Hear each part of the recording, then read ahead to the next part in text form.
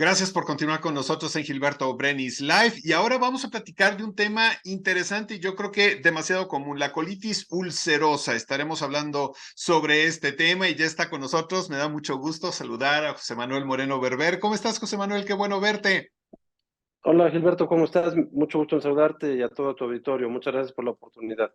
Oye, creo que me sorprende la cantidad de personas que padecen colitis. Creo que en ocasiones parece hasta increíble que muchas personas cuando empiezas a hablar de tus padecimientos, todo el mundo dice, ah, colitis, yo. Y me llamó la atención el tema de la colitis ulcerosa porque suena un poco más peligrosa. No sé si estoy en lo cierto. Pues la colitis ulcerosa es otro tipo de colitis al que la gente hace alusión en forma coloquial. La colitis que hemos estado hablando en otras ocasiones es un trastorno funcional digestivo que, como hemos tratado de explicar, consiste en un trastorno en la relajación y contracción del músculo liso del colon en su pared. Pero la colitis ulcerosa hace alusión a lo que corresponde a una de las enfermedades inflamatorias intestinales que podemos padecer.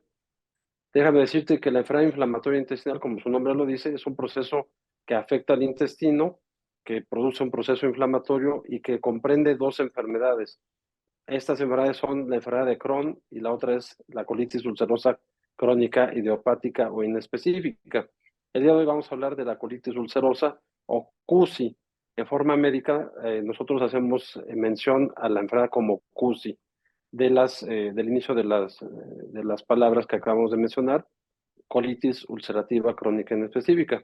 Es un término erróneo porque no nada más afecta al colon y no nada más es una inflamación del colon, también es una inflamación del recto. De hecho, la definición de esta enfermedad inflamatoria intestinal es que es un proceso inflamatorio que inicia en la parte final del tubo digestivo, es decir, en el recto, y asciende del recto, asciende a todos y cada uno de los segmentos del colon.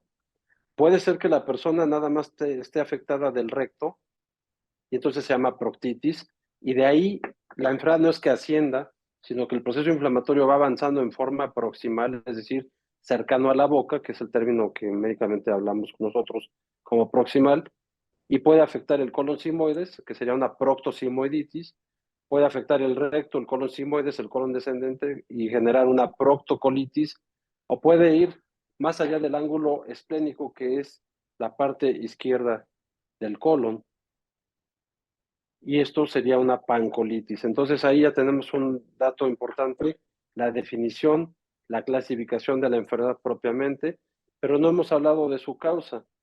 La causa no se sabe. En la palabra de CUSI, en el nombre de la enfermedad, precisamente está la causa. Idiopática en medicina quiere decir que no se sabe la causa. Entonces hay algunos factores que se han descrito como eh, atribuibles al proceso inflamatorio del intestino, pero no hay una causa directa. ¿Cuáles son estos factores? Algunos ambientales, algunos inmunológicos, algunos genéticos.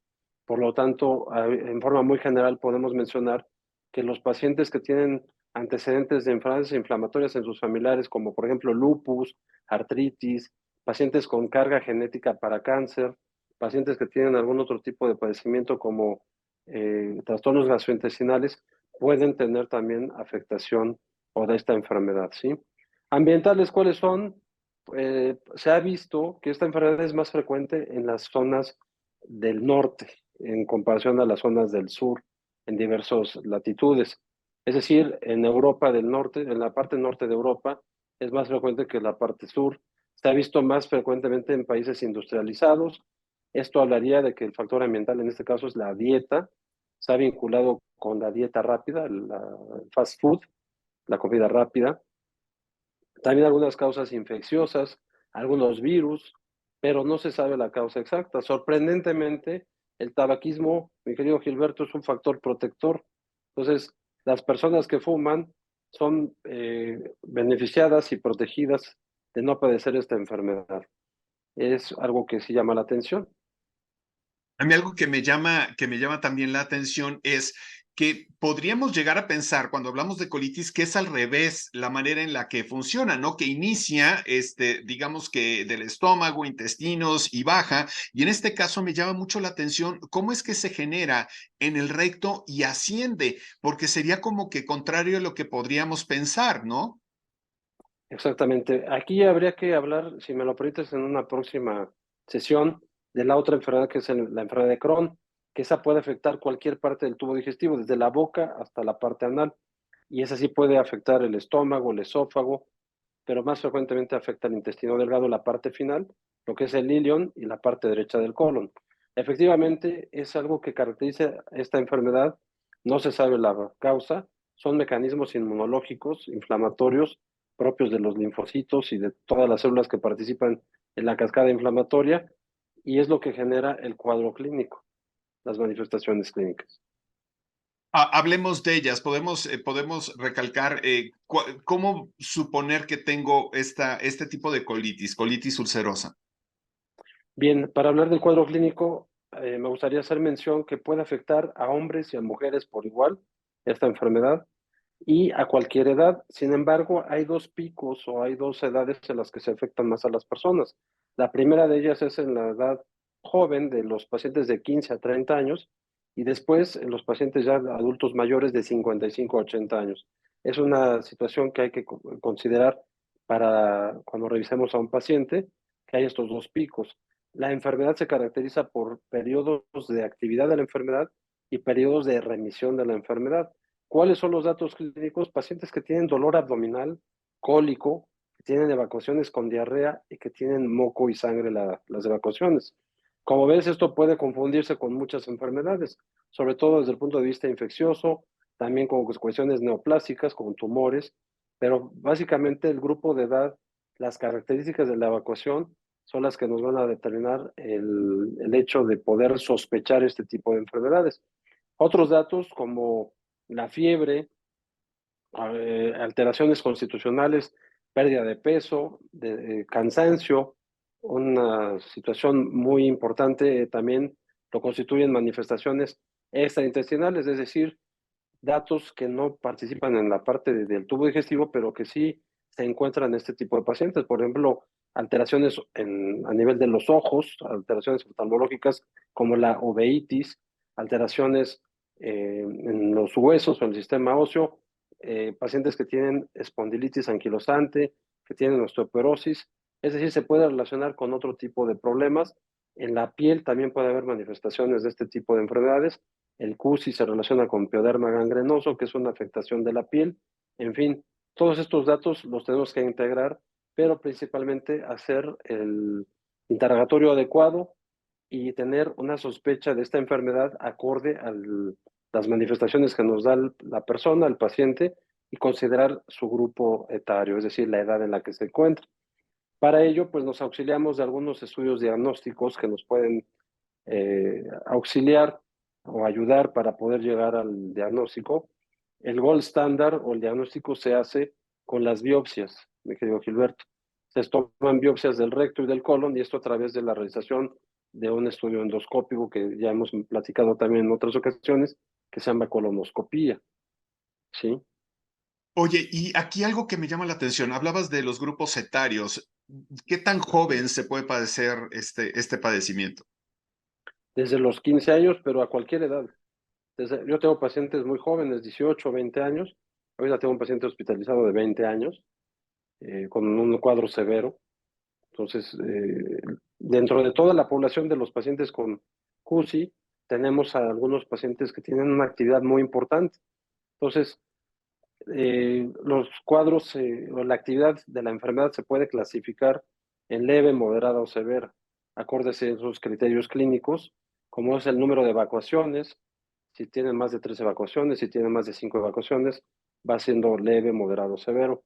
Si tienen fiebre, si tienen dolor en el abdomen, si tienen alteraciones laboratoriales en la hemoglobina o la proteína C reactiva o algunos otros marcadores propios de la inflamación. Y aquí lo importante sería también mencionar el tratamiento, qué se puede hacer, porque bueno, nos comentas de que una persona puede llegar al hospital, ¿no? Si es un cuadro severo, evidentemente una vez que tenemos este padecimiento? ¿Qué se hace? Afortunadamente, la mayoría son cuadros leves de todo el universo de los pacientes con CUSI. Y la experiencia la hemos tenido porque en el hospital que me entrené, pues es un hospital de referencia, el Instituto Nacional de Nutrición, allá en la Ciudad de México.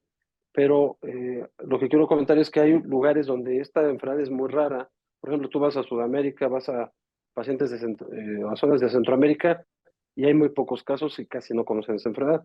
Entonces aquí afortunadamente sí hay un número importante de casos que nos permiten ofrecer terapéutica adecuada a los pacientes.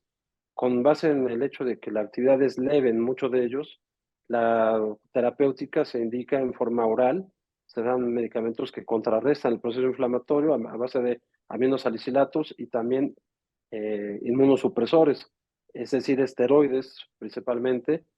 Otros tratamiento de inmunosupresión es con azatioprina y en casos muy severos se usan terapia biológica.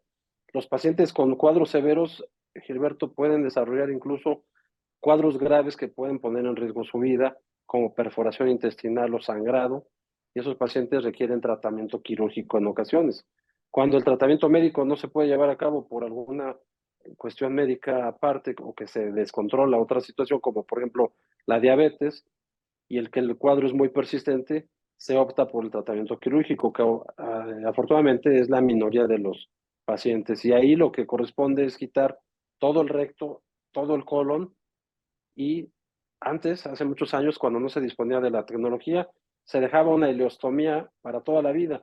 Actualmente se puede restaurar el tubo digestivo, darle continuidad a través de la realización de una cirugía que se llama proctocolectomía, con una unión del ano con el intestino delgado que queda, y se forma un reservorio ileal a manera de que supla la función del recto.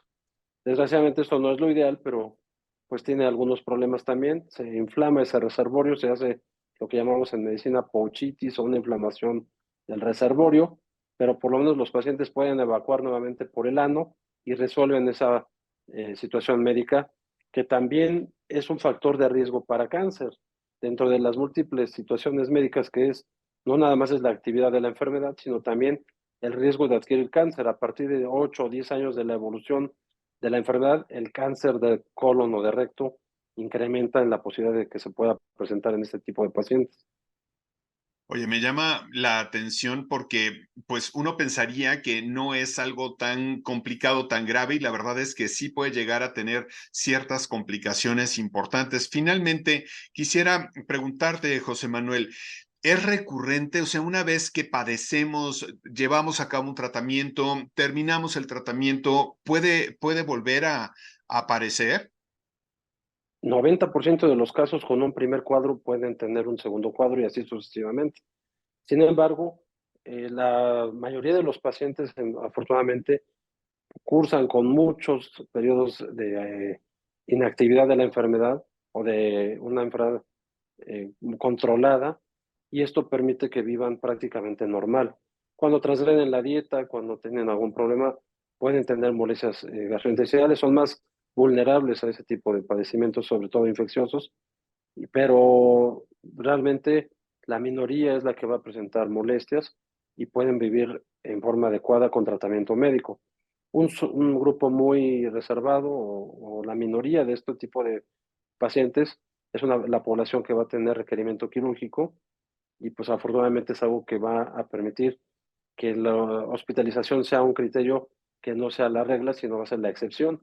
Es decir, van a ser pacientes muy contados, muy seleccionados los que van a tener requerimiento hospitalario con base en la actividad de la enfermedad y son estancias hospitalarias afortunadamente cortas, menores a una semana, donde se logra controlar el proceso inflamatorio a través de la administración de dosis importantes de esteroide y después se les da una fase de mantenimiento vía oral y ese tratamiento se va disminuyendo progresivamente hasta que se logra quitar. En algunos pacientes no se logra eliminar, pero se mantienen en forma adecuada con esta terapéutica de inmunosupresión, es decir, a base de esteroides o algún otro medicamento inmunosupresor.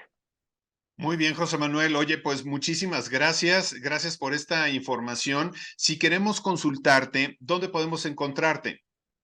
Gracias por la oportunidad, Gilberto, a ti y a todo tu auditorio, y estoy a sus órdenes en el Hospital Ángeles, en el consultorio 825. El número del consultorio es el 222-303-8369, o el de un servidor 2223-500899.